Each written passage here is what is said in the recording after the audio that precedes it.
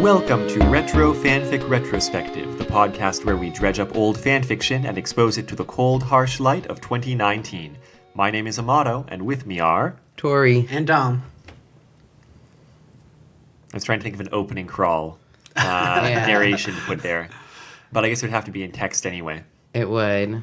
It would have to be something about how, like, we've all come from different corners of the galaxy to review fan fiction.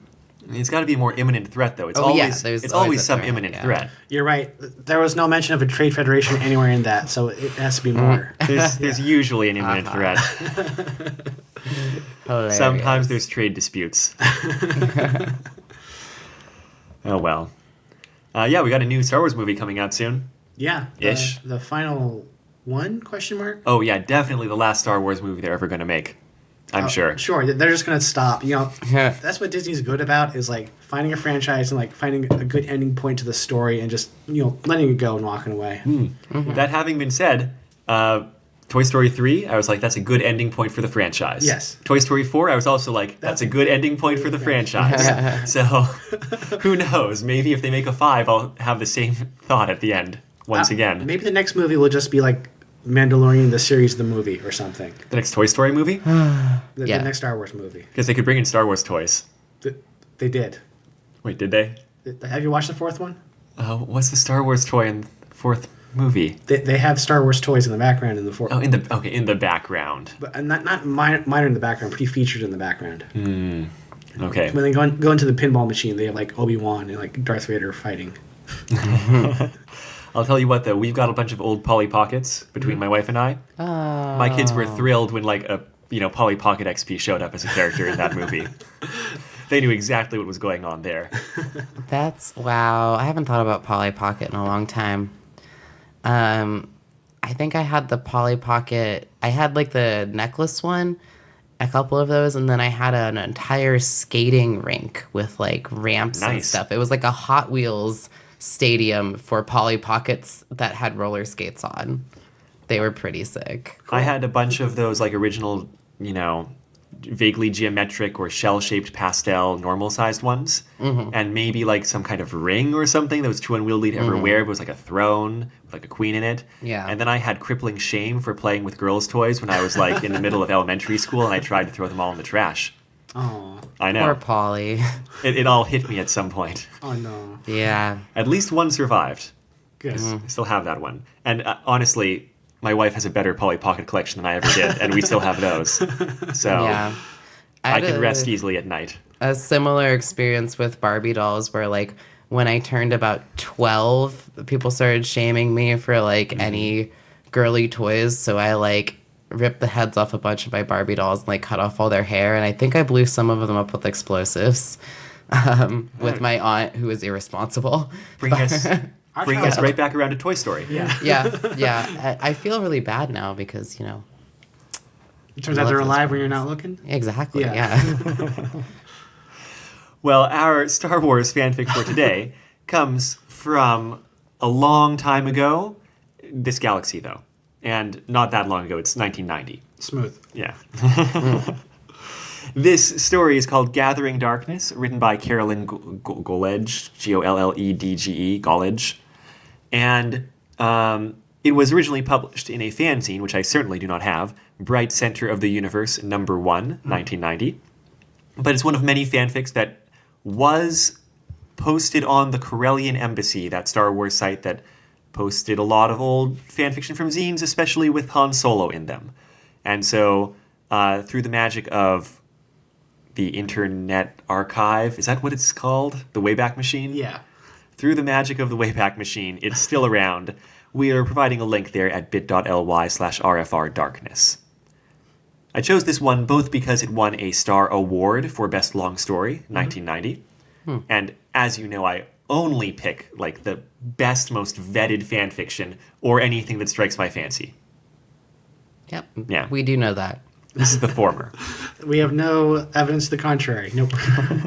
I definitely haven't just chosen a fanfic Because I'm like, this looks good, right? It has some reviews. And then you guys shouted at me because there's not enough Digimon in it.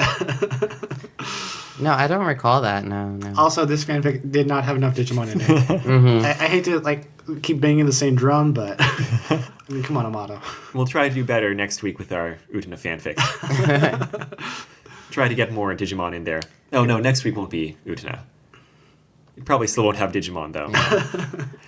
Would it be bold to say that almost any fanfiction would benefit from the addition of more Digimon? Not if a fanfic already had too many Digimon. Okay, but I don't think we'll ever encounter that. I mean, given our it's a track hypothetical. record. You know. Yeah. I suddenly want to seek out a reboot Digimon crossover, which there's gotta be multiple of, right? I was just thinking about reboot as because there was a reference to reboot in something we recently read. Oh, yeah. Yeah, it would be really awesome to do that. Because, I agree, there kind of should be, but at the same time, I agree that there shouldn't be because the universes are completely different. But reboot takes place in the digital world, right? Yeah, but it's a different digital world. But it could, I guess it could, doesn't have to be. But if they're connected with the internet, then, Yeah. Well, reboot is, on the user's PC. Yeah. So Digimon is more about the internet, so I can see how there'd be a crossover where, maybe they're different universes, but they're connected. There'd be the instance of that website saved on the personal PC, which the reboot characters were from. I mean, totally, because, the digital world bleeds over into the real world all the time, so, maybe there's another universe of, the user's content on their PC. And, of course, they'd be at odds because, they'd seem like a virus. Oh, my gosh. We need someone to step up and write this Digimon Tron reboot Wreck-It Ralph 2 crossover. No. Wait. Hold up. It's all coming together. Well, it's all coming together here. This fanfic has nothing to do with digital anything, I'm afraid. And the other thing, the reason I chose it, besides it winning an award, because a lot of things have one-star awards, even things that I have access to, was the summary. It says, this is, of course, from the Corellian Embassy. Mm-hmm. Badly wounded in an attack by an Imperial refugee army, Solo is held hostage. Will Leia agree to their demands, even if it means risking the Alliance personnel in her command? So going into it, I was thinking there's going to be a lot of Leia. I wanted a lot of, Leia commanding things action. Right. Which I'm afraid we don't get enough of. Not enough Digimon or enough Leia commanding. I will say that in this fanfic, all Leia... She has two roles. She commands and she cares about Han. And in each instance, she's very effective as a character. It's just, we don't have enough of her. It's good Leia. It's just... Yeah. I was expecting her to be the central character, and she's not. No, it's very much Han. Mm-hmm. I guess I should have expected that from getting it off of a Han Solo fanfiction archive, but... Corellian Embassy, Yeah. I would like to address right off the bat Han Solo fandom. I was actually a really big Han Solo fan, to the point where I had a cardboard cutout of him in my bedroom. As... Wait, oh no, sorry, Han Solo. I was thinking Harrison Ford for some reason. Oh no, just Han Solo. Just Han Solo, not Indiana Jones or anything? I got it discounted because it was the store display, and when I got it, it was him and Boba Fett, and I just cut off the Boba Fett part and threw it away. Wow. Harsh. Come on, who likes Boba Fett? Anyway. I think a lot of people. He doesn't do anything except get thrown in the Sarlacc pit, That's why he's cool. The less you do as a character, the cooler you are. No, don't you know you bust out of the Sarlacc pit and becomes an awesome Mandalorian? Okay, what I was going to say is the only thing is that in the extended universe, he does survive the Sarlacc pit, which does make him pretty cool. Mm-hmm. But, in the movies themselves, he's just, a bounty hunter who's kind of shitty and then dies, basically. But in, what was it, Knights of the Old Republic, the whole Mandalorian culture and stuff was pretty fun. Yeah, totally. Yeah. But, if you're just going from the films, there's not a lot to like. And also, just, Boba Fett himself is not very likable. He's kind of just a cruddy mercenary guy. Anyway, point being, Han Solo. Point being, Disney Plus has that new series out now. Yeah. So, I do want to watch that, so I might. I want to let it settle and see how the people react about it first.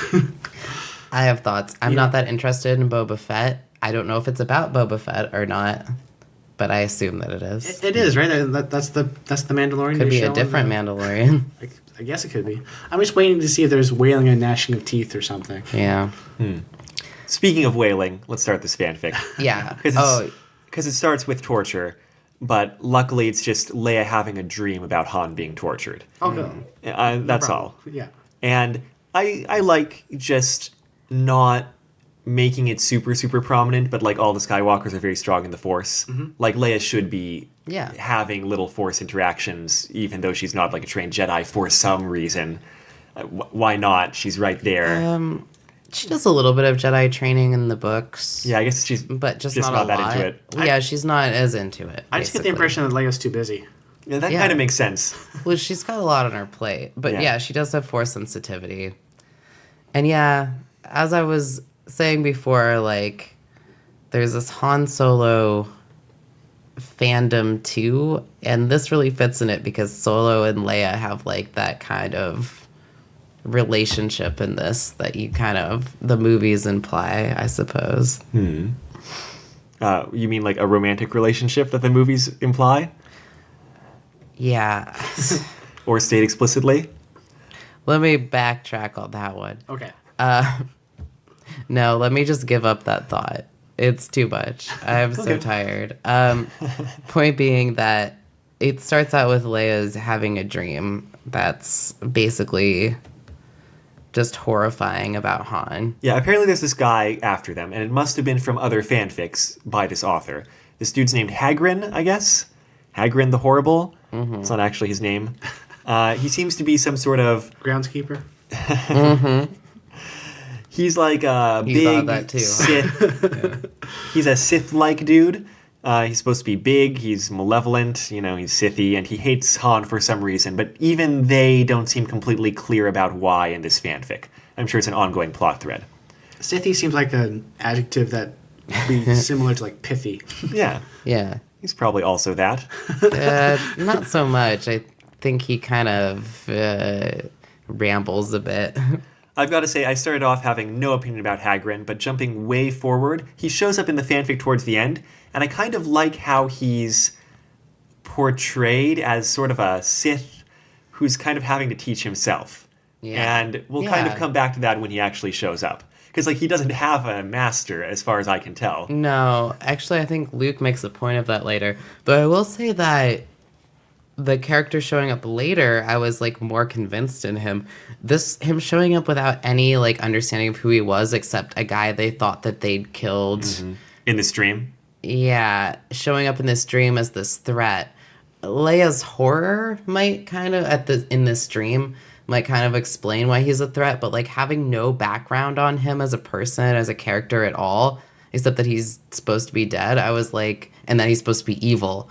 I was kind of like, I don't know why he matters so much. Like, do we know if this is a character from a different fanfic? Got to have been, right? I mean, Yeah. there's no indication there's no introduction saying that. There's nothing to say that specifically on the website, but it's got to have been. Did this It's- author have multiple in a series? I mean, I guess I didn't really check the website, but they're not organized by author, are they? Yeah, the author wrote a bunch of stories, and there's a timeline reference for when they take place. Oh, cool. So in terms of timeline, this is the first one post Return of the Jedi, with, Han and Leia being married. But that means they would have had to introduce this guy earlier, which I guess they must have done. Yeah, it all seems to be one big continuity for this author. Now, Okay. as mentioned, they're married. They've been married 6 months. It's post-Return of the Jedi. And they're, up on a command ship. We'll get to why in a moment. Mostly Leia's just upset because she has this vivid dream that is definitely not a Force premonition. And Han has to comfort her. Yeah, she's been having it over and over again. And he, like, makes her promise, like, no more nightmares. I will say that some of the interaction between them was kind of sweet and, like, kind of how you would expect it to be, like, the banter. Yeah. But there's a couple points where, like, they're talking about sex and, like, oh, this is a good specific one. Serves you right, Leia giggled. I never needed sex until I met you. And you're just like, first of all, can't imagine her giggling. Like, that just doesn't seem like something that you can imagine her doing. I can imagine something akin to a giggle, but it would be more like a... Yeah. It'd be more of a smile and less of a sound. Yeah. Well, it just kind of, like, that line in particular rubbed me the wrong way because I was like, come on. It's not like she wasn't, like, having sex before she ever, like, met him. There is a little bit of, like, an innocence thing with her, and I was like, that doesn't sound like Leia to me. But their banter was pretty good. I mean, it was just like newlywed feelings, right? Yeah. I think it was supposed to be. It just, to me, Leia's character would have been a little more dominant, I guess. Like, less, like, yeah, that line especially. Whatever the opposite of that is. Did we ever see Leia in any sort of downtime in the movies? Jeez. Maybe not. She's always pretty much... The Ewoks, she partied with That's them. not downtime, though. That's Yeah. being trapped on the pretty- surface of the yeah. planet. But she partied. She I- had her hair down. I kind of excuse this because we've never seen downtime Leia, so this might be just Leia without imminent death over their heads. It's actually a good point because I That is read a true. lot of the extended universe books and I still can't remember what downtime Leia's No. personality is. It's all business. And Yeah, from she's here on very out, it's going to be all business-like. business, too. She's just Yeah. very busy. I mean, it still seemed weird, but that's just what I chalked it up to. Yeah, that was me too. As I was like, kind of like, I guess, but also like, I'm not sure. Now, what they're doing is they're like in orbit there, and the next scene is like them doing a ground assault. They're flushing out a Imperial remnant holdout, which is like the evergreen plot thread or plot point that you can use in like Star Wars stories forever. In the expanded universe and fan fiction or whatever. It's just like, yeah, like there's still some Imperials over there. We're going to have to go deal with that. And the new movies. And the new, well, yeah, I mean, they turn it around. I mean, why though? Why can't they just move on to a different topic in the same universe? Because I'm not sure there are other topics in the Star Wars universe. Like, I'm not sure the universe is set up to have other topics. I mean, you have to have stars and you have to have wars. Right. But if you look in history, wars are a complicated thing that don't always involve the same two sides over and over again. It's not quite this. It's basically the same two sides, isn't it? Yeah. Yeah. I mean, they don't, they do have some complications of like how the Imperials evolved from, like, you had the Senate and then you had the Imperials and then you had the rebellion. Like that's like kind of a basic political evolution. Like Sure. that makes sense to me. Yeah. But I guess it's not really about the title, right? It's about the scoundrel factor. You need the characters to be doing shenanigans and like crazy plans against a more powerful force that's in control, because that's the stories that Star Wars tells. And so someone needs to be a more powerful force for them to fight against.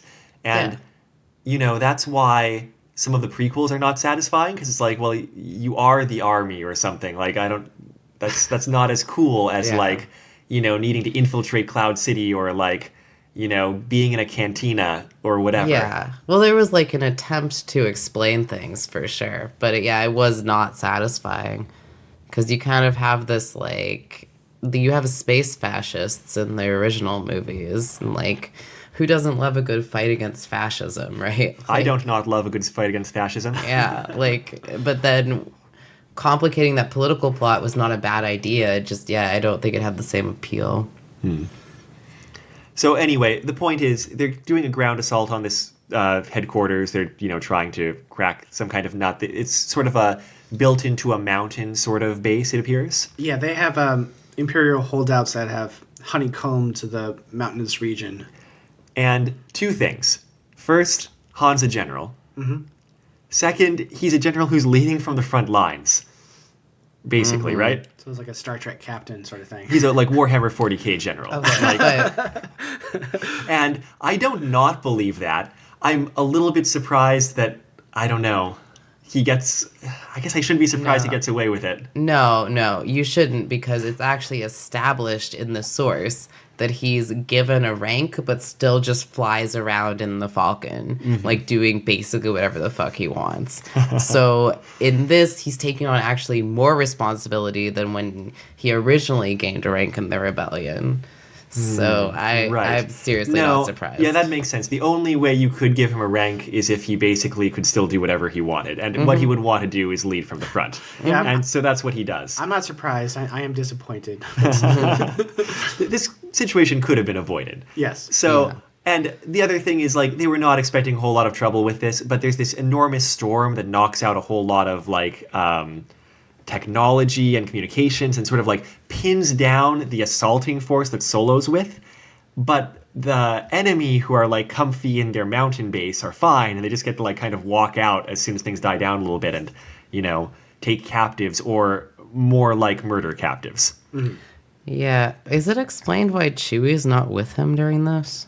Chewie's smarter than him. Does Chewie have a rank? I assume so. Major General. I don't actually know.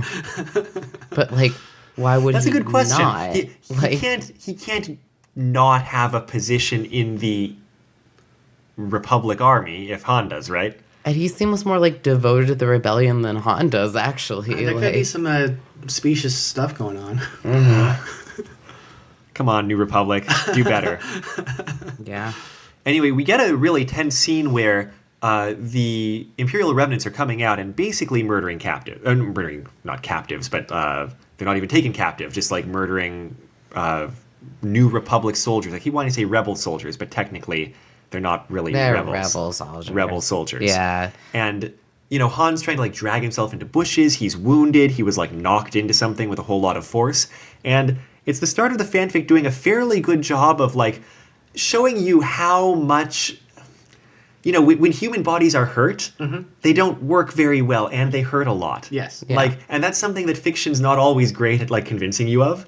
It's more like, you know, I was knocked into this thing, and, like, I got back up and it hurt, but I got through with willpower. And that's happening, except with more bleeding and sprains and tourniquets and, like, trails of blood. And tourniquets falling off. Tourniquets falling off. It's all very, like, physical. To me, physical is a good way to describe it. Kind of the through line of this is physical pain. Yeah.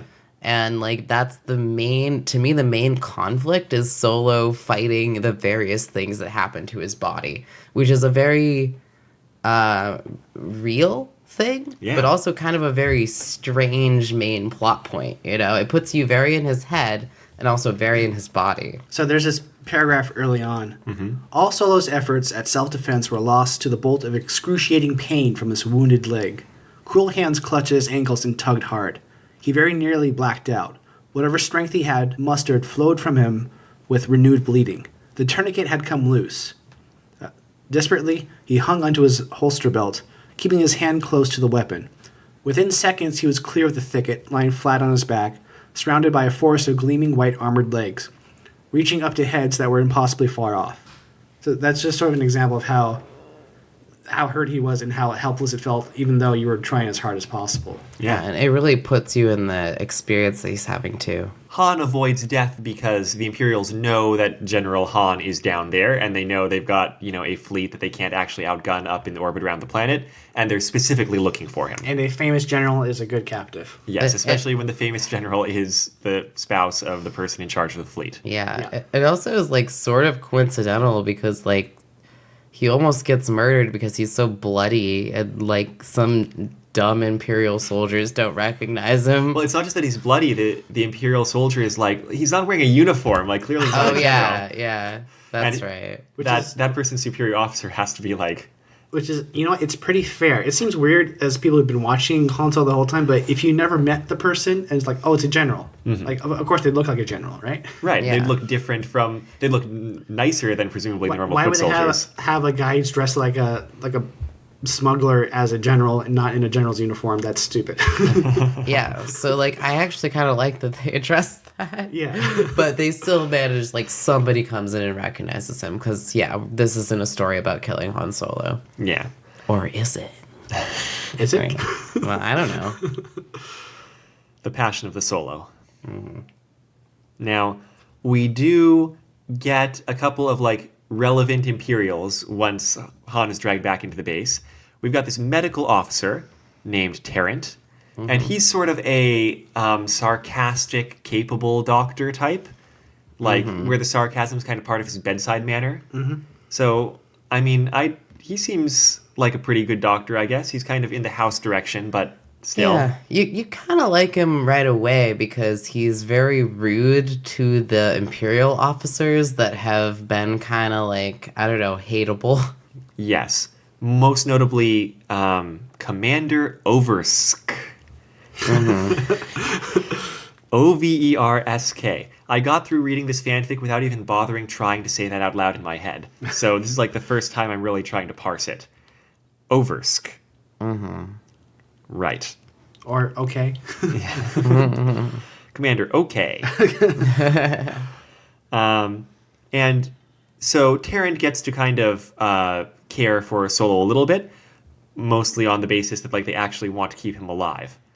And, you know, Oversk is like, yeah, give him what he needs, give him the blood that he needs to actually survive all this. Also, they mentioned that, how are we saying Terrant? Terrant? Is Alderani. Yes, that Yes. doesn't seem to be public knowledge in the Imperial base as far as I can tell. No one references it other than him. It should have been in the records, right? It should have been, one would think. Right? But no one seems to be like, oh, we can't trust you because you have a grudge against the Empire or anything like that. Right. So I don't know.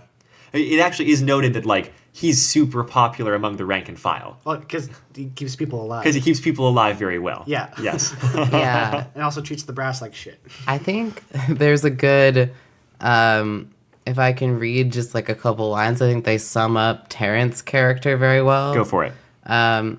Looks like a very, referring to Han, looks like a very dangerous prisoner you have there, Captain, which is sarcasm because he's like passing out from blood loss.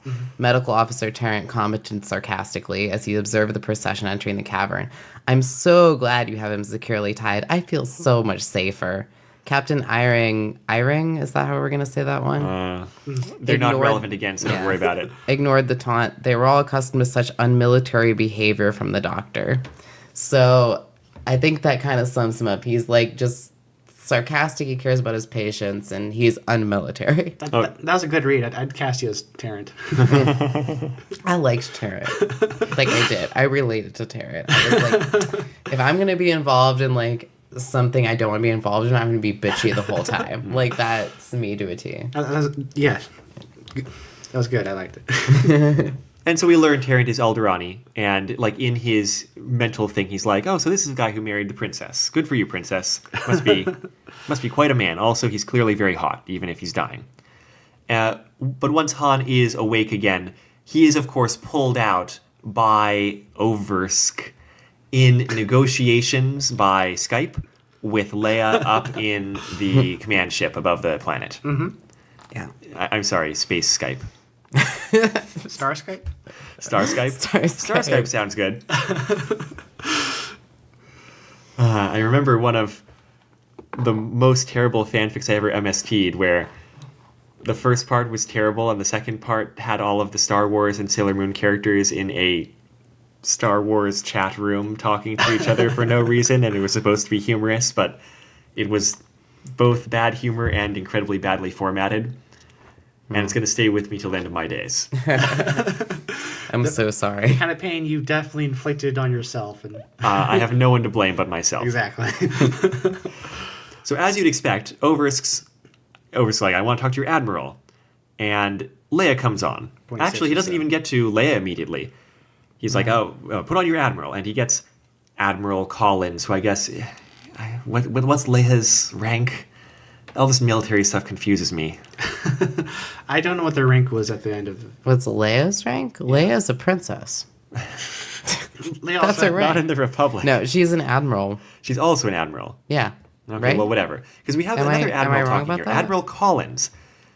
Solo was pleased to see his co-commander's gray eyes as confident and steady as ever. Co-commander? Wasn't Leia a general? I'm so confused. Anyway, this guy who Oversk ends up talking with says, "We saw what you savages did to our wounded. General Solo would not have approved of what I am about to do, but he is dead, and your tactics leave me no other option. You and your command have proved yourselves as ruthless murderers. Now you pay the penalty. In," calmly he checked his wrist chron, "precisely 35 minutes you and all your vermin will be dead. Nuclear weapons are messy, but effective."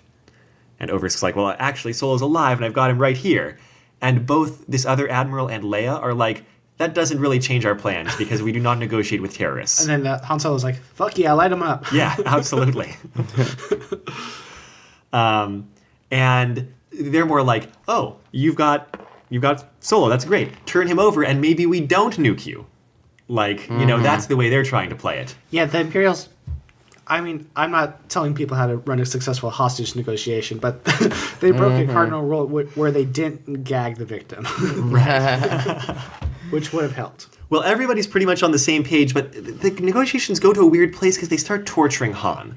Well, of course they do, right? They're like, well, we'll inflict terrible pain on him if you don't. And that actually seems to surprise the rebel people up in the fleet. Because it's not like an Leia Imperial seems thing to actually do. shocked. I mean, I kind of would have expected that. Yeah. Yeah. Wait. What did they do to him? At this point, Yeah. It's alright if we don't remember, but... well, either they actually start torturing him right there, or they threaten it, or whatever. I couldn't remember if they actually threatened it or did it. That was the main reason I was asking. Exactly when various damage is inflicted on Han's body in this fanfic is not the most important thing. Suffice it to say it's probably happening. But, he's saying no deals up until the end. And they basically give them, a certain time limit to, like, change their approach, or else the bombs are falling or whatever. Mm. And so then you have kind of the status quo for a little while, which is Han in the Imperial base and the Armada, like, up above. But you've got various sources of tension. For one thing, Terrent, the doctor there, he's kind of sympathetic with Han. He's still, like, on the Imperial side, but he does his best to protect him and, like, keep him in one piece against, against the Imperial forces kind of going overboard on hurting him or whatever, that sort of thing. He's also got an assistant named Jared, who is a clone trooper, or former clone trooper, but like he's mute, or if he doesn't talk at least. Yeah, he doesn't talk, and they kind of specified that they killed most of the clones, but he was like one of the ones that was saved to be this assistant. They treated him like horses. Like he had a broken leg, so they were going to kill him. It's like, no, let's just not, maybe. Yeah. Terrent, or whatever his name is, the doctor kind of recruited him as an assistant to save him from that fate. And so there's this idea introduced of prejudice against, or more like prejudice is probably a weak word. More like genocide. Yeah, genocide and oppression against clones in the Imperial forces. Right. And so that's kind of a thing going on. Another thing is that back up on the ship, they start immediately planning on mounting a rescue operation, right? And what's his name? That Jedi who is around. Luke. Yeah, Luke's there too. That's not a name. Does Skywalker sound better? Yeah, that sounds like a Star Wars name, yeah. Skywalking on my haters. And so he's heavily involved. He can kind of sense Han's pain directionally, at least when Han is conscious. And it's an interesting little, like, weird resource plot thread that, like, when Han is unconscious, Luke can't do this. Mm-hmm. So it's only, like, part of the time that he kind of has a read, even through the Force. Honestly, it kind of makes sense. Yeah, no, it makes total sense. It's just not something I would have thought of. Yeah. Until it was introduced as a plot point. It's very clever because the author makes that work for the tension of the plot. Yeah, because otherwise it would just be like, Luke's like, oh yeah, he's over there. Like every single time, yeah. Because there's a point where Han loses consciousness and then it becomes tension. I think it's brilliant because it makes sense and it creates tension. Good job. It's a bit tricky to write Force powers because you either go too weak where they're not important or too strong and they fix everything. Yeah. And here's the thing is, like, this is kind of the point in Luke's training where he's becoming really strong in the Force. So I like that this, like, sort of like with the books, shows him being, like, kind of confident and strong in the Force. Yeah. But he still has limitations. Right. He's got some tricks that he has down pretty well. Mm-hmm. I forget how Star Wars Die 20 works. Do you have to commit skill points to Force powers? I think you do. I don't remember either. I don't think they're feat-based, or maybe they are to unlock some things, but then you still have to dump skill points in them. I feel like they're more like how like magic works in D&D, but I don't remember. No, wait, they are skills. I They're think they're skills. skills. Yeah, that was Yeah. a forced check. So it's one of those Yes, things where your Jedi you're is right. not going to know how to do anything except force. Yeah. And moisture farm. He's got those like 4 ranks in profession moisture farmer. Yeah, that's why I had my a Jedi character specialize in a blaster. They'll never see it coming. Exactly. Also want to throw out here that Chewie, once again in this fanfic, like, what's the last Star Wars fanfic we read? The Casal one? Yeah, the Kessel Run, whatever. Chewie's dialogue is completely translated. Good. And Yes, yeah, which is it's what we nice. liked about I do like it. our former fanfic where the same thing happened. Like it's totally necessary. I don't know why anyone would go another direction, Yeah. honestly. I feel like he should have subtitles on the screen. We've mentioned it in the other episode, but just to recap, if you want to have a character, make it so you can communicate with the other characters. Otherwise, it's not a character; it's a background piece. Yeah, and so it Yes. means you actually get character exchanges. Like, you know, they're all kind of gathering together and talking about the Han situation.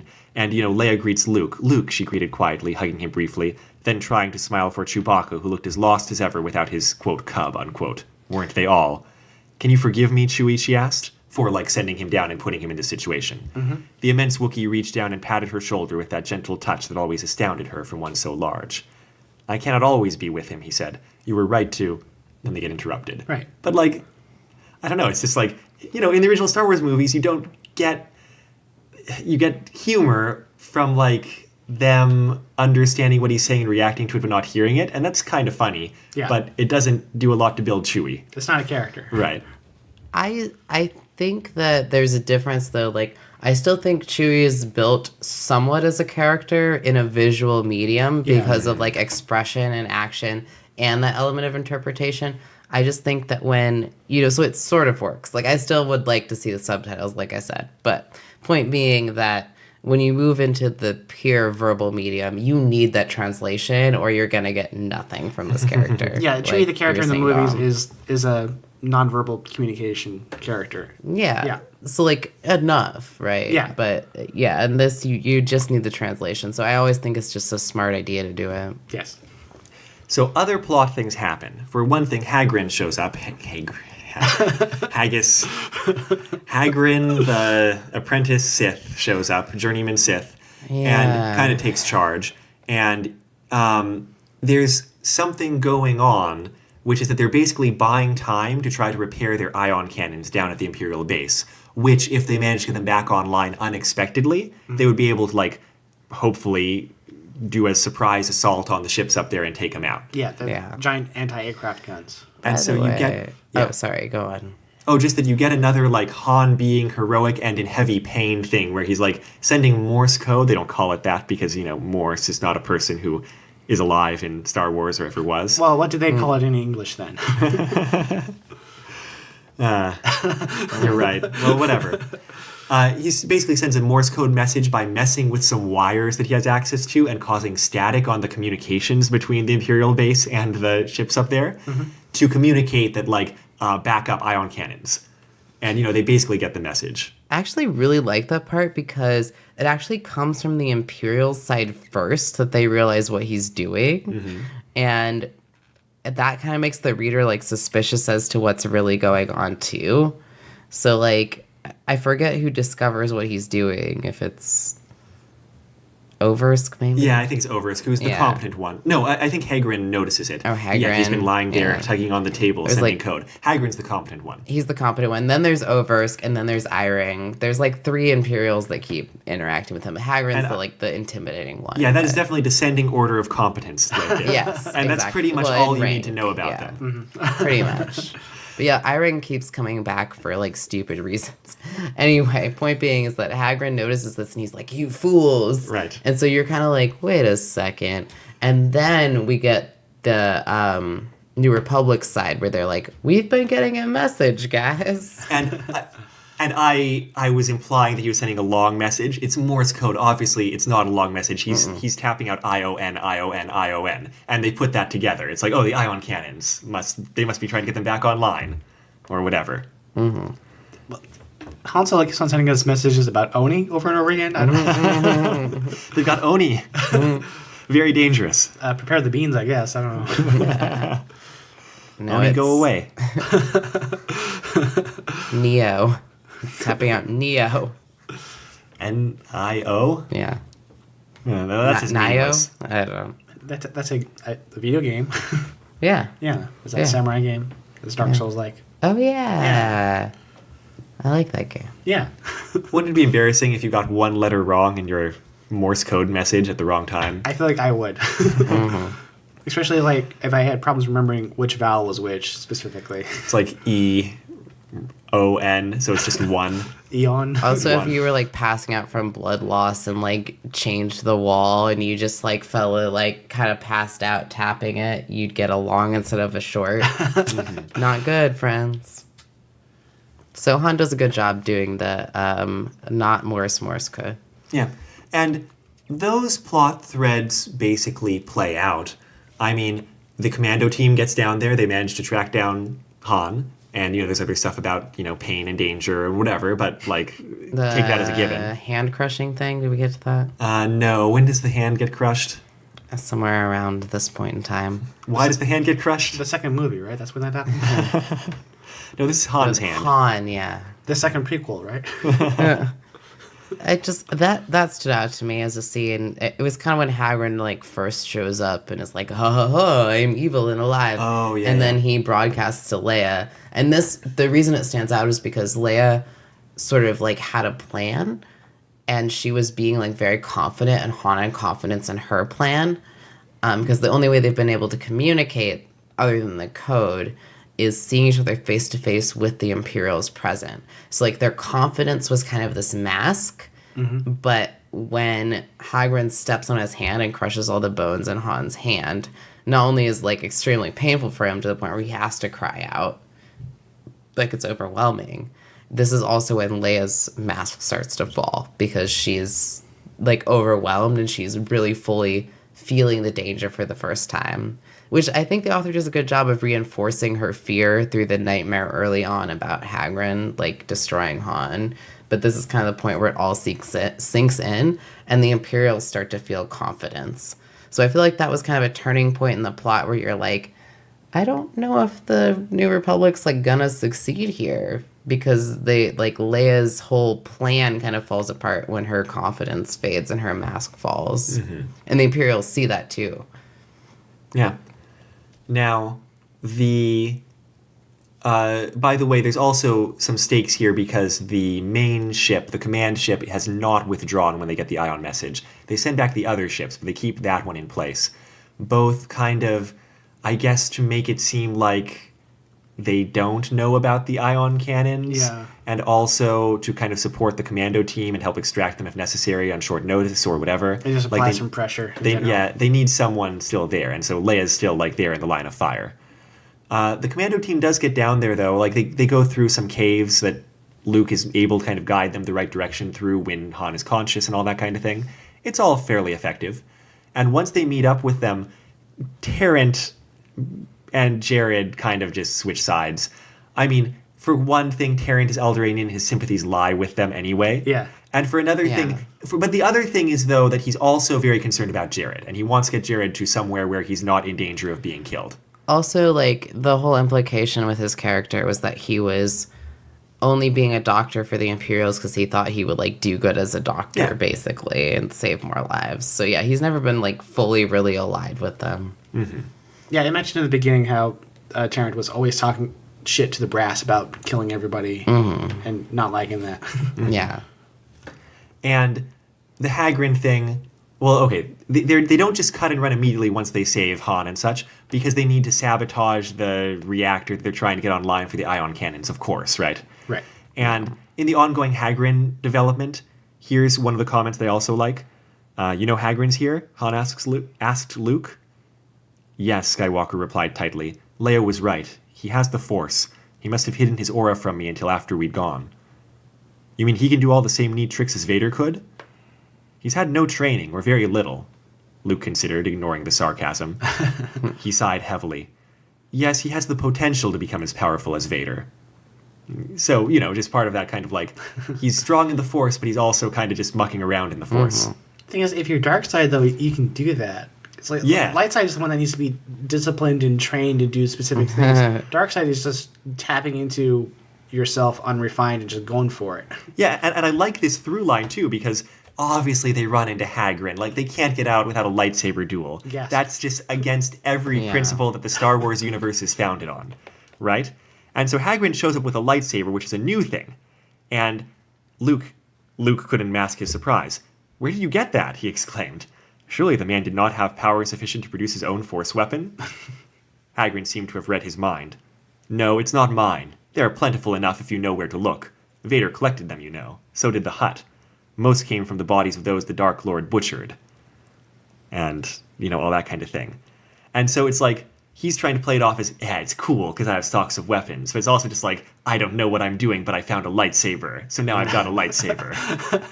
And then even in the fight, the way it's portrayed is that, like, they parried and jabbed. Luke with agility and finesse, Hagrid clumsily but with strength and cruel cunning. Right. So I just kind of like the way this guy's portrayed as a new Sith villain, because it sets him apart from like the cold and like effective and very skilled Darth Vader, or the physically weak Palpatine. The prequels weren't out yet, but it's even different. I mean, I guess it's more of like a Darth Maul kind of thing. Well, except no, he Darth talks. Maul is very Not trained. really. Yeah. Darth Maul is very trained, right? He's just very good.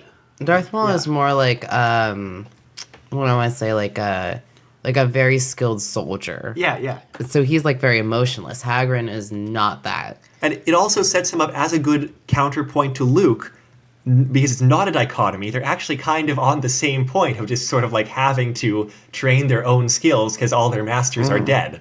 Like, I thought it was a very like clever way to set up a Sith villain in an ongoing post-original movie Star Wars. It seems like fanfic. what they were trying to do with Kylo Ren, but kind of missed.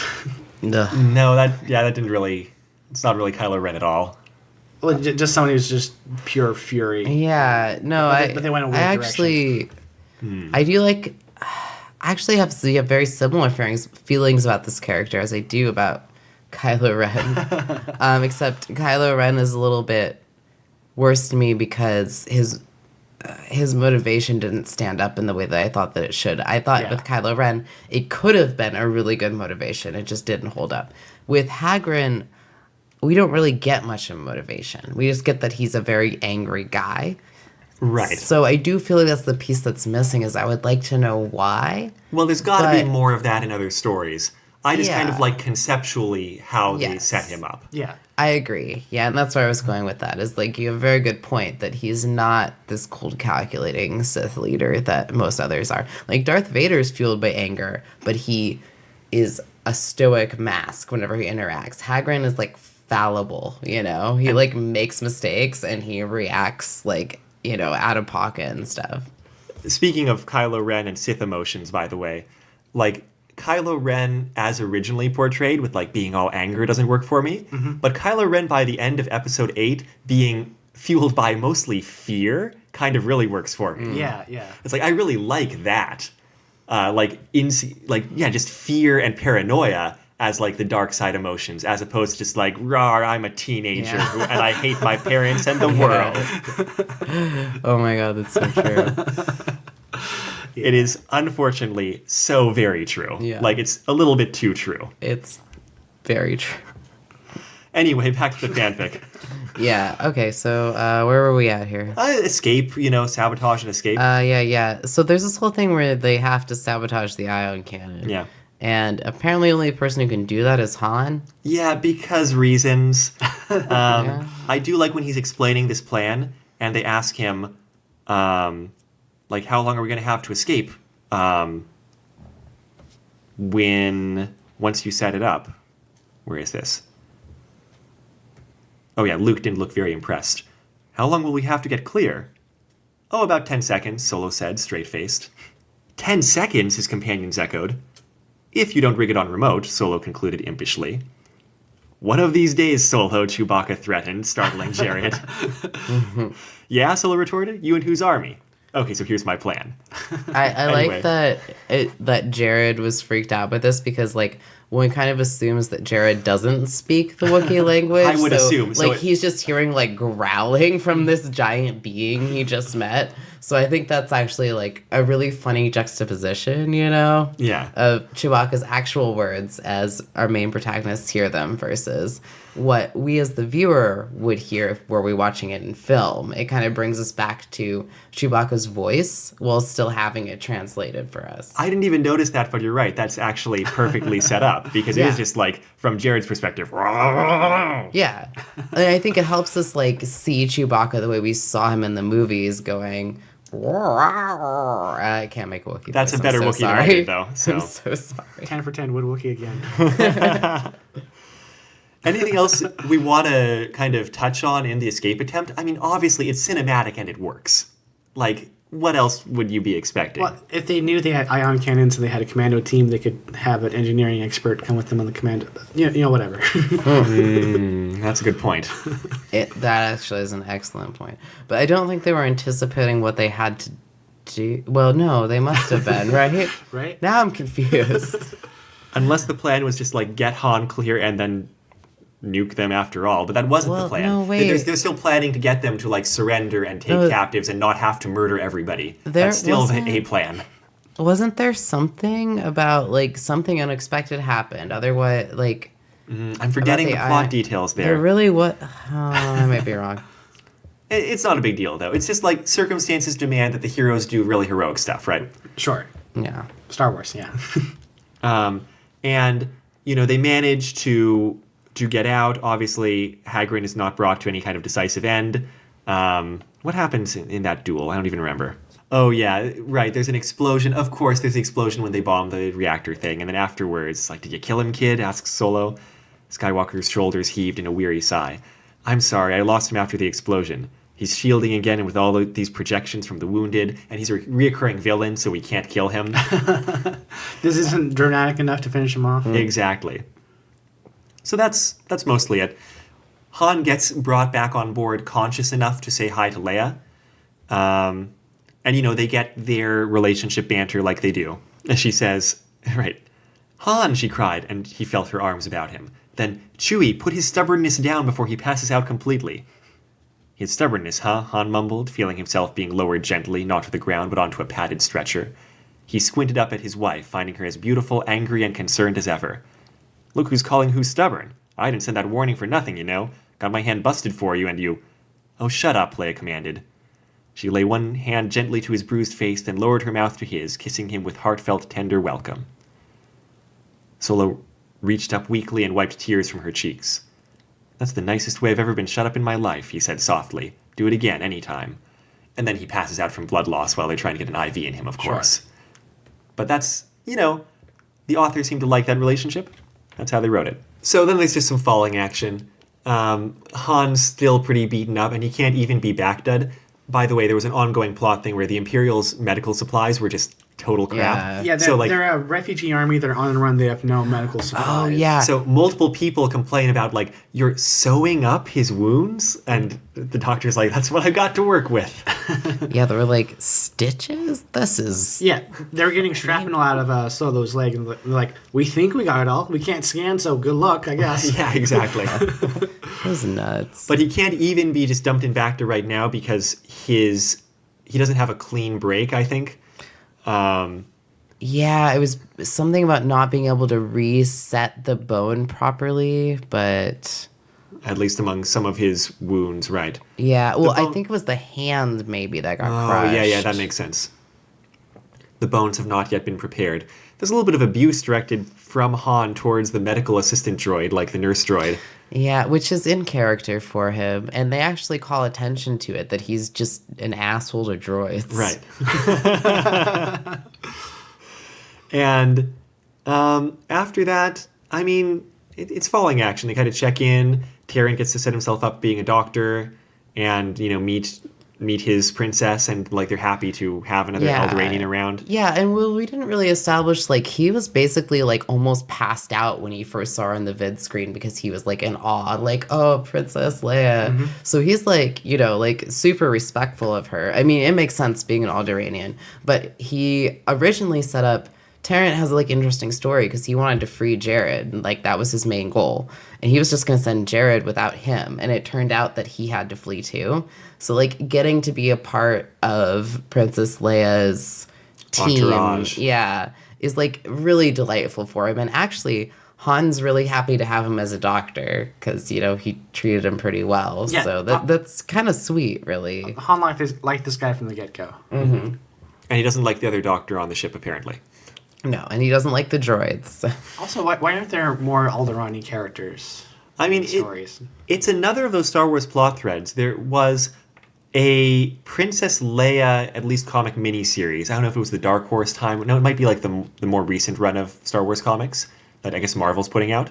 And the plot there was that she's kind of going around contacting Alderanian refugees, Alderanian community remnants, like other culturally Alderanian people who were not on the planet when it exploded. That's cool. Yeah. Yeah, but that's what, like, where I'm at, though, is, like, considering the number of other people we see, most of the people who are Alderanian died when the planet exploded. So it makes sense they're not a big percentage of the galaxy now. Sure, but it also makes sense that it wouldn't just be Leia. No, yeah, And of so, course. like, it's fruitful plot territory. But also in Star Wars stories, there's a lot of people that come from Corellia also. And Corellia wasn't destroyed, was it? No, but there's a large percentage of people from there that That are not living yeah, on there. like a disproportionate. Well, that's because yeah, but- apparently their export is scoundrels. Yeah, I was gonna say, like, not specifically that, but that Corellians try to get out if they can, basically. I also like the idea there's a strategic resource of scoundrels that they have locked up somewhere that they release and like hold on to at certain times. I'd also like to comment, if we're talking about the Princess Leia miniseries, by the end of that miniseries, there's a lot fewer Alderanians. Of course, yeah. Because you don't want to get caught up in a Star Wars plot, ever. No. That's bad for everybody, unless you are a main character. Or an Ewok. Fair enough. Or, yeah, I guess the Ewoks come out of it fine. They come out all right. Not great, but all right. I don't know. I don't just as think good as they started. not really. They like lose some. their We lose some whole Ewoks. Or am I thinking of the Ewok Adventure? what I was thinking is that their whole planet got involved in this like interstellar conflict that they really didn't want to be a part of. Because Yeah, but there was one battle they won, and they looted the shit out of the other side. So I think. but like, they- why did they have to be involved in that battle in the first place? You know, like it didn't seem like they had a say. No, It seems kind of bad for them. Also, remember the scenes of like the village where like the families were protecting their children and like running away from the firing. That was sad. Yeah, sure. Yeah. I guess there's not even any point in looting the enemy because their sticks and rocks are superior to the enemy equipment. Well, there's a lot of good meat there. That's true. They did try to eat them first thing, right? No, yeah. Yeah. It's fair. So the end of the fanfic, it's a cliffhanger. Well, not exactly a cliffhanger, but like dangly plot thread, right? Because Leia's watching Han sleeping peacefully because he's on some heavy drugs now. I wish the nightmare was over, she whispered. And that's tying into, the literal nightmare she had at the very beginning that is reoccurring. But it wasn't. She knew it, and Luke did too. He'd said as much to her on the way up in the aid shuttle. I saw into Hagrid's mind, Leia, Skywalker had said tiredly. There's something between him and Han. He's not going to let go. I've got to stop him before he finds Han again. Leia shivered. She held Solo tight, wanting to protect him from what was to come. The thing that jumps out at me in that is, why is when we're kind of in Leia's head, Luke being referred to as Skywalker? I noticed that too. She held Solo tight. Yeah, there's like a lot of that. And like Luke being referred to as Skywalker is especially weird as like a sibling. I mean, I know they don't share the same last name, being raised separately, but still, like, Well, yeah, they have different names. yeah. Yeah. But still, like, do you refer to your siblings by their last name? All my siblings have different last names now. But So you do can. So it could.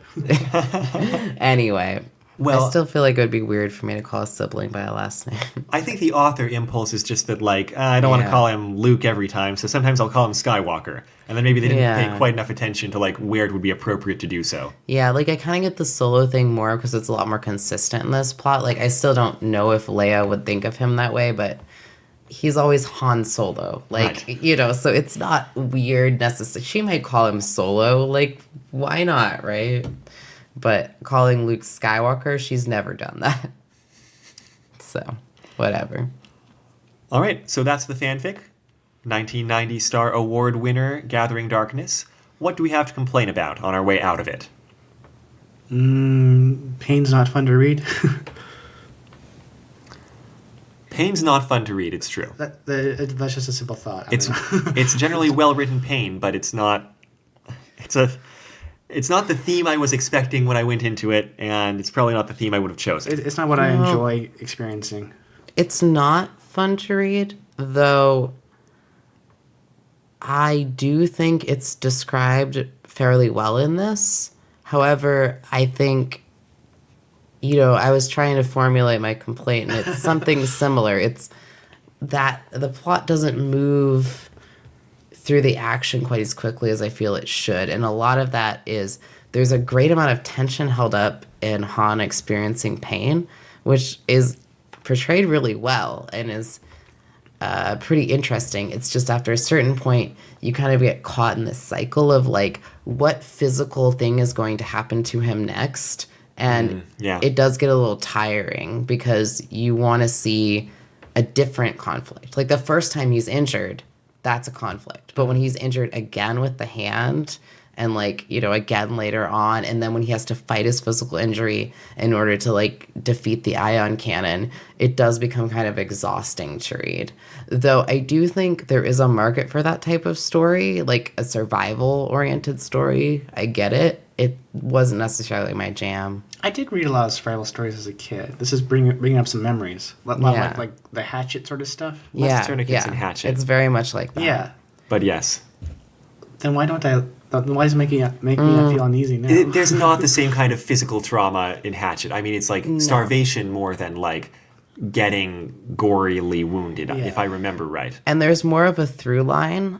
In this, it kind of bounces back and forth between the political drama and the emotional tension between Han and Leia's thing with Hagrid, and then back to the physical injuries, which are repetitive. Whereas survival stories are more like, oh, today I go out to search for food and water, and today I get injured, and I take a few days to recover.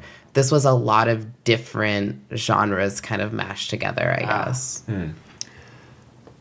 I think I'm not a fan of over-exposition, but as a Hagrid fan, or a fan of the concept of Hagrid, I should say, I could have used a couple sentences orienting us on who this dude is, because this was published in a zine by itself, not next to other stories in its continuity, as far as I can tell. That is a good point. The reader, really probably has not read other things, just like we haven't. I mean, maybe they were because it was a small community of Han-focused zine or fanfic writers, but you've got to expect that somebody would be reading it not having any context, like us, and just a little context would have been nice. You got to give something for the new fangrins they made in that story. Yeah. That being said, I still think it holds up despite not having that context. I just think it would have been just so much better to know that character, It's going to be all Hagrid fanfic retrospective from here on out. I've got access to everything this author ever wrote, apparently, right here. Every time you say the name, I totally expected to go to Hagrid. Hagrid. Now, Hagrid as a Sith would be pretty frightening. I'm not going to lie to you. That's actually what I pictured. When I pictured this character, I couldn't help it. It's not a bad idea. I think... Well, the thing is, can you get a giant lightsaber made? Because if you get a giant lightsaber made, ooh. I don't know why not. They picture him as pretty big and intimidating. I think you have the housing for the lightsaber and the crystal, and then you set the boundary of the lightsaber so you can change it to different sizes. Yeah, well, then can't I just set my lightsaber to have a range of 10 meters and just point it at people and spin it a little bit around and cut them all in half from far away? That's the plan for my Jedi character in a D20 game. I think there's a limited range depending on the size of the crystals. So you need a really big crystal to match Hagrid's size. Perhaps. And then you can have this claymore lightsaber. Yeah, I mean, some are longer than others, so... I guess. It depends on your source material, I think. Well, in Spaceballs, it's all about the size of your Schwartz. So maybe it's all individual. Spaceballs is canon, right? Sure, Amado. Star Wars canon? Yeah. Anyway, what do we want to praise from this fanfic?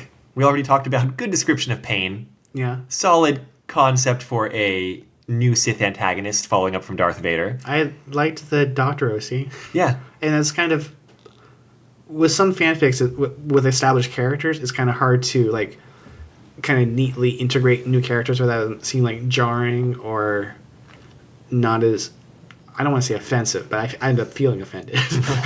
Yeah. So it was nice to see a character that didn't seem out of place. That was nice. That was acceptable. Overall, I actually just wanted more from the story. And to me, like, wanting more from a story is praise. Like, I was really engaged with, like, Tarrant the Doctor and Jared, who hardly spoke, but, like, I Yeah. really wanted to know more about him. Yeah. He was also And- very sympathetic. Yeah, like they introduced really sympathetic characters. Leia and Han's relationship was established like similar to the way it was in the books, and I had some issues with certain interactions of theirs, but for the most part, like there were hints of how their relationship was going on, and I wanted to know more about that. So to me, this was like, and Hagrid too. I wanted to know more about what like he was like, and I think that's because so many of what concepts the author introduced, like character concepts, were kind of unique. Yeah, And it's like really that was good really conceptual space for new characters. Yeah. Because Hagrid and Tarrant and Jared, all of them are not kind of copies of people. It's not like another smuggler or Yeah. like another whatever. I mean, Hagrid is another Sith, but And then the other one is literally a clone, but but like wounded clone with like wounded medical assistant clone who is Yeah. heavily discriminated against and possibly in danger of his life. Yeah. That's like new character territory, but it's all elements that you can draw from Star Wars. well, that old story. Yeah.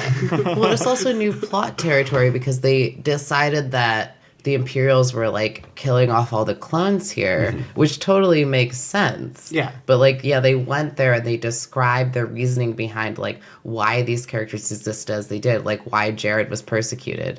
And I also liked, character work with Luke.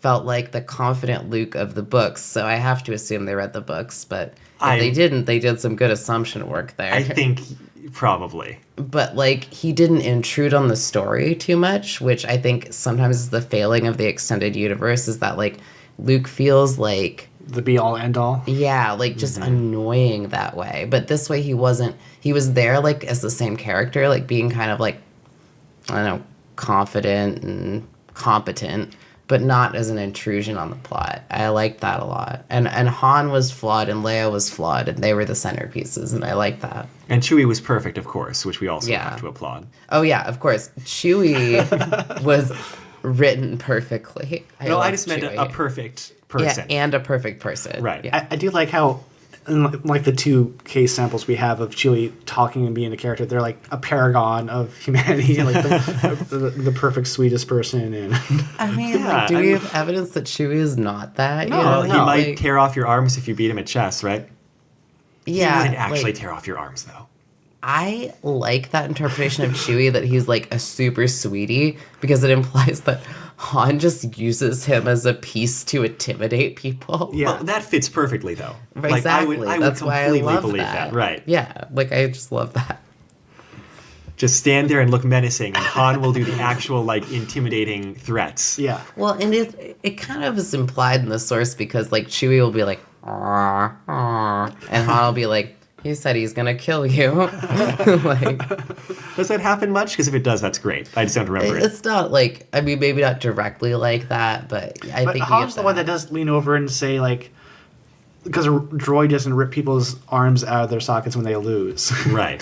Chewie does not say anything of the sort, I assume. Yeah, I mean, hardly, like, he doesn't even seem to get that upset. Like, maybe a little bit, but, everybody gets upset when they lose. Like, yeah. All right, I think that wraps it up then. It's a not super long story. It won the award for best long story, but I think that's long as opposed to shorter. Not long by the standards of the hecka-long things that I sometimes make you two read. Truth. Well, next week, though, we're going to go even shorter.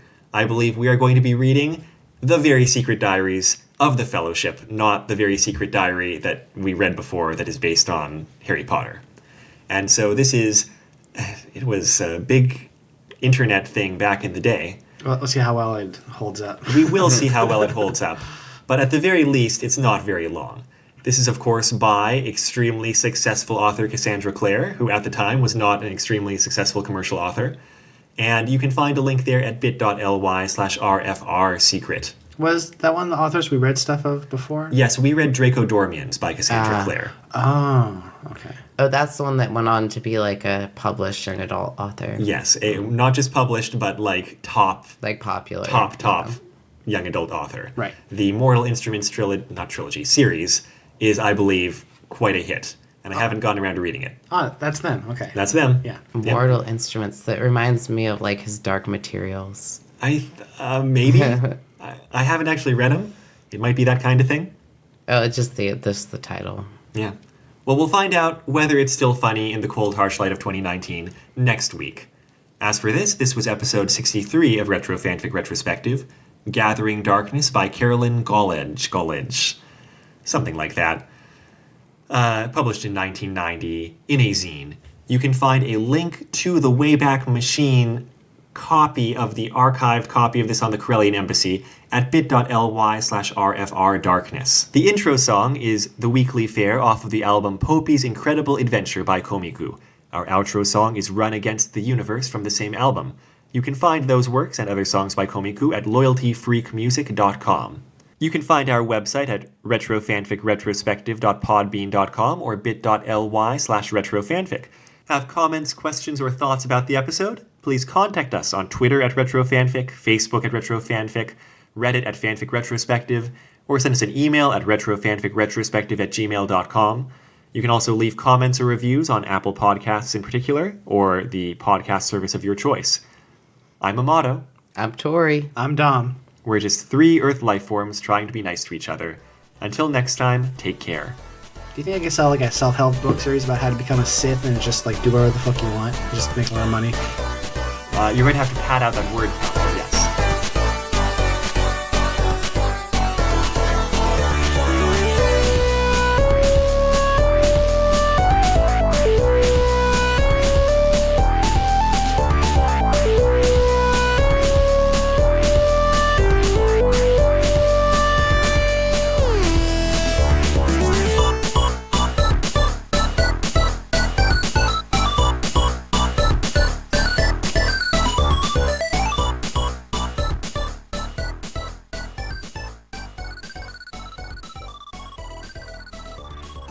Yeah, no, you're right. Self-Sith training seems way easier than self-Jedi training.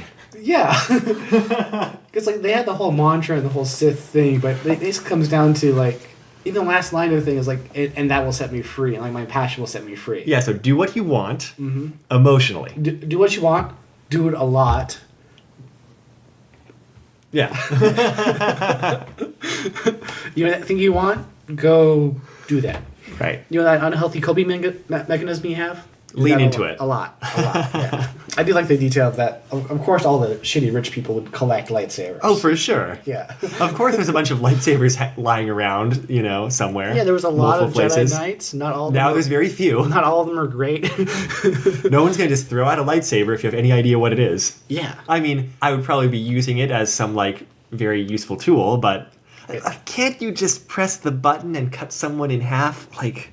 If you're not trying to deflect, laser beams or whatever. I think the idea is that they're too dangerous for people to use because they're too light and too easy. Of course, you'd cut yourself up at some point. I mean, that's very possible. But I think that might be over-explaining things. I mean, it would make total sense if you just could not turn them on without force power. But I don't think that's what is... Just a little manipulation, little mechanical manipulation inside that you can't do with the finger. Yeah, for sure. Yeah. Well, no, but even if just the beam is a projection of your force power, but that's not actually the case. That's not how they're actually portrayed in any Star Wars media. It would have been a lot easier to do that, I feel like. Because they say that Grievous could still use the lightsabers because there is a biological part inside the robot part. He has a brain, right? Yeah, he has lungs and a brain at least. Yeah. Yeah, I think the brain is the force connection, in my opinion. That's what midichlorians collect. Yeah, exactly. No. Forget about it. Also, y'all's Chewbacca impression sucks. Yeah, Okay, lay it on us, Tom. Oh, That's a good that's one. actually really good. Yeah. I know people who can do it really well. That was pretty good. I just never figured out how to do it. Like, do you roll your tongue? How do you do it? It's the thing in the back of your throat. Uvula? Yeah, like when you gargle. I can't. I've never practiced though. It's also when you do a cricket sound. Okay, well, let's stop that. I can't do that. That's a good cricket. That's insane. It's the same thing. I don't. How? Okay, well, What now... just happened? It's the with the back. I can't- Just, I you can't. just do that while you're whistling. Can you do Donald Duck? No. I just the cricket. Everybody is, can do a Donald Duck. No, but I don't need to do a Donald Duck. Nobody can do a Donald No, Duck. what? I can't do a Donald Duck. Every other person can do a Don, Donald Every other person. You're crazy. Like, I don't. You think people can do these voices? We cannot. Duck. Well, I might be spending more time around theater people. Yeah, I can al- roll my R's. There's always at least one person that does a That I Donald can Duck, and do. then 3 other people join in, and then like 5 other people join in, and this whole room of people doing Donald Ducks. That's like got to be in the back of your throat, huh? Like, And also, I think trying to do it might Ugh, that's scratch hard. up your throat. Yeah. No, I'm not interested in that. no. I'm just really impressed.